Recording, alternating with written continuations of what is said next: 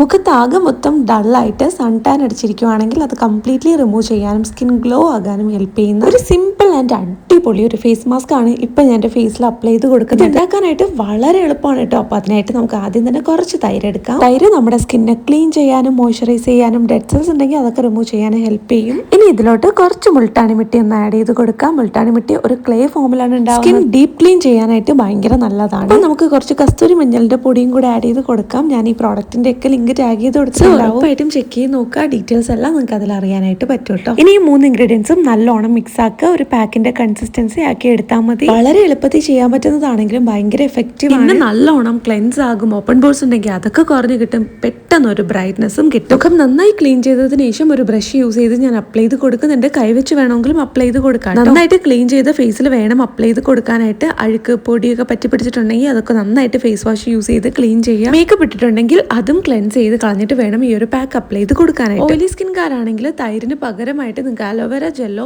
തക്കാളിയുടെ നീരോ ഉപയോഗിക്കാം. Normal dry skin ഒക്കെ ആണെങ്കിൽ തീർച്ചയായിട്ടും ഈ ഒരു പാക്ക് ഇങ്ങനെ തന്നെ നിങ്ങൾക്ക് യൂസ് ചെയ്യാനായിട്ട് പറ്റും. സ്കിന്നിനെ നല്ല രീതിയിൽ മോയ്സ്ചറൈസ് ചെയ്യുന്നത് കൊണ്ട് തന്നെ പെട്ടെന്ന് ഗ്ലോ ആകും. അതുപോലെ നന്നായിട്ട് നറിഷായി നല്ല ഹെൽത്തി ഗ്ലോയിങ് സ്കിൻ കിട്ടാനായിട്ട് ഹെൽപ്പ് ചെയ്യും. മുഖത്ത് അപ്ലൈ ചെയ്ത് 15 മിനിറ്റ് അങ്ങനെ തന്നെ വെച്ചിരിക്കുക. അതിനുശേഷം സാധാരണ വെള്ളത്തിൽ കഴുകിക്കളയാം. 15 വയസ്സിന് മുകളിലുള്ള ആർക്ക് വേണമെങ്കിലും യൂസ് ആക്കാൻ പറ്റും. വളരെ എളുപ്പമാണ്, സിമ്പിൾ ആയിട്ട് ചെയ്യാൻ പറ്റുന്നതാണ്. തീർച്ചയായിട്ടും ട്രൈ ചെയ്ത് നോക്കുക. ശേഷം നമ്മൾ എന്താണോ സ്കിൻ കെയർ ചെയ്യുന്നത് അത് ഉറപ്പായിട്ടും ചെയ്ത് കൊടുക്കുക. ഉറപ്പായും ഒരു മോയ്സ്ചറൈസർ എന്തായാലും അപ്ലൈ ചെയ്ത് കൊടുക്കുക. രാത്രി യൂസ് ചെയ്യുന്നതാണ് ഏറ്റവും നല്ലത്. പിന്നെ പകലായാലും കുഴപ്പമില്ല. ഒരു സൺസ്ക്രീൻ മസ്റ്റ് ആയിട്ടും യൂസ് ആക്കുക. ഇത്രയേ ഉള്ളൂ, സിമ്പിൾ ആണ്. വീഡിയോ ഇഷ്ടപ്പെട്ടാൽ ലൈക്ക് ചെയ്യുക, സബ്സ്ക്രൈബ് ചെയ്യുക.